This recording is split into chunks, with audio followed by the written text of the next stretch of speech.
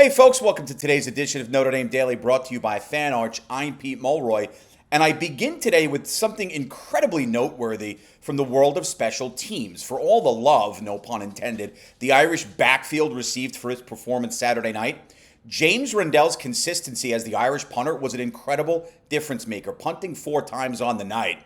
Rendell averaged just under 50 yards per kick, landing 3 of 4 punts inside the Trojan 20-yard line. His long of 55 also helped pin USC back in its own territory in what was basically, as we know, a tight game for most of the evening, so field possession, especially in the elements, was of utmost importance. The best stat, however, on the 4 punts, Rendell's accuracy and precision allowed the Trojans to begin each of those drives just from an average of their own 17-yard line. Impressive. Additionally, USC was only able to accrue points on 3 of 4 drives in which Rendell punted the football away to them. For his performance, the seniors selected to the Ray Guy Awards raise 8. Now, of course, the Ray Guy Award is given annually to the nation's top punter, and with the Irish ranking 11th in the country in net punting at nearly 44 yards a clip, good downfield coverage, and great job by Rendell in that sandwich double whammy.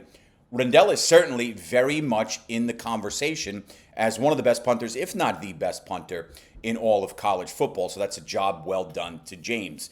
And sticking with the theme of gaining accolades, Jadarian Price was also singled out this week for his incredible evening against the rival Trojans.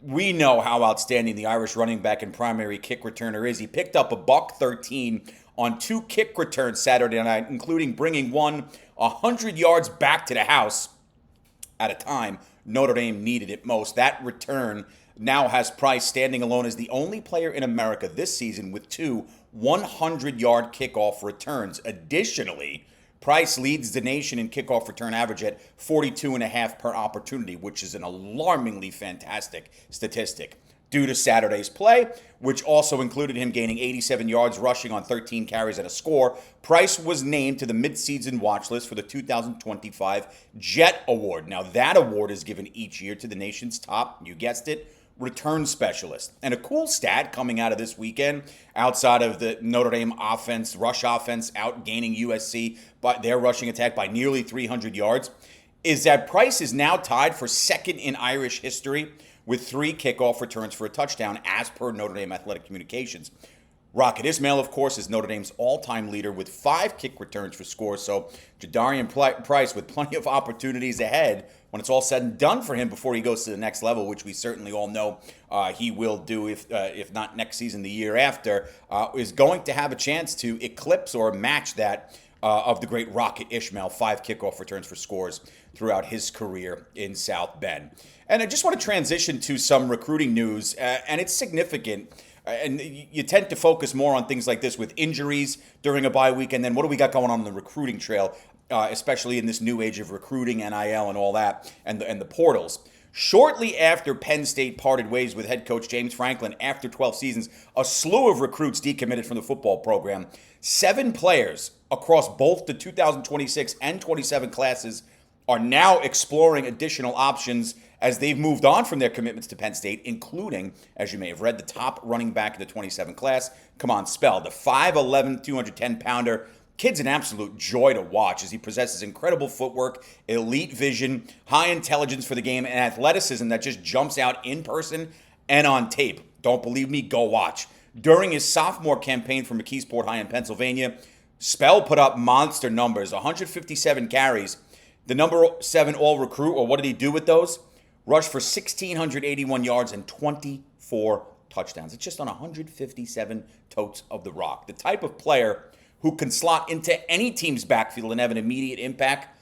Spell is now obviously coveted by some of the biggest programs in the country. The 27 top running back, 27 number 7 ranked player overall. Yeah, he's got suitors. With an upcoming visit to Oregon on his schedule, Spell, who was in attendance for Notre Dame's win over USC this past weekend, said recently that the Irish, Ducks, along with Tennessee, Miami, Ohio State, Georgia, USC, and Florida State, sit as his top 8 schools.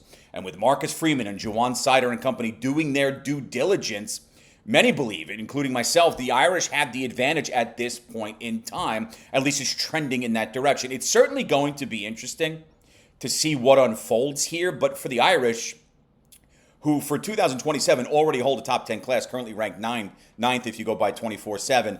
Adding a player of Spell's ability is going to go a long way in further cementing the upward trajectory of the program. You know how good the 25 class, Jeremiah Love came in via the 23 class as a five-star running back. That 24 class was solid, but 25 and then what Notre Dame's done in the past class in 2026 really paved this way and etched the road here for some of the development we're starting to see on Saturdays already. Bulking up with another stud rotation in the 2027 class is obviously top of mind.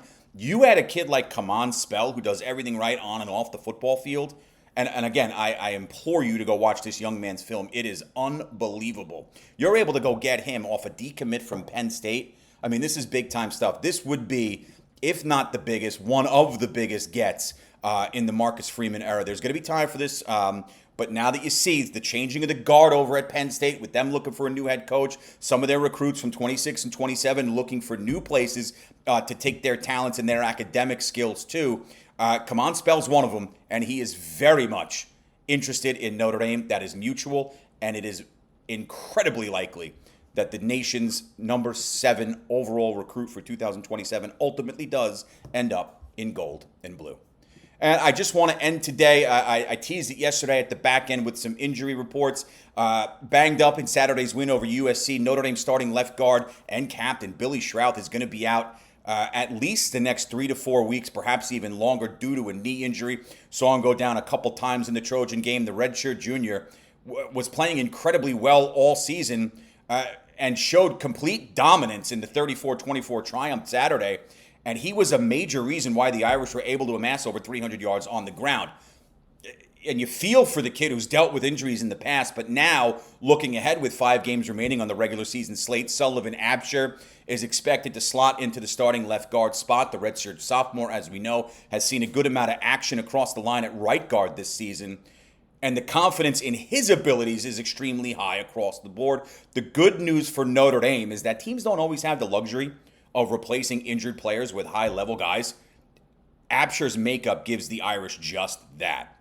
In breaking down what this new front five could look like, we expect to see Anthony Knapp at left tackle, Absher slotting into the left guard spot, and Joe Otting, who took over, as we know, for starting center last week after the injury to Ashton Craig brought his campaign to an end. He'll remain up the middle. Gerby Lambert now will continue to handle duties at right guard, with Emil Wagner anchoring the right side at tackle. So from a depth perspective now moving forward, the likes of Chris Terrick, Cam Herron, Styles Prescott, and Will Black, who is recovering from a recent concussion, can all expect to see added work in practice and potentially in games. Terrick, as a matter of fact, has been doing a bulk of his work, and a good amount of it, with the second team from the left guard position. So it's a solid line overall, that we know. And while these injuries to Craig and most recently Schrouth absolutely hurt the trajectory and consistency of the group as a whole, should remain intact thanks to the talent and depth behind them.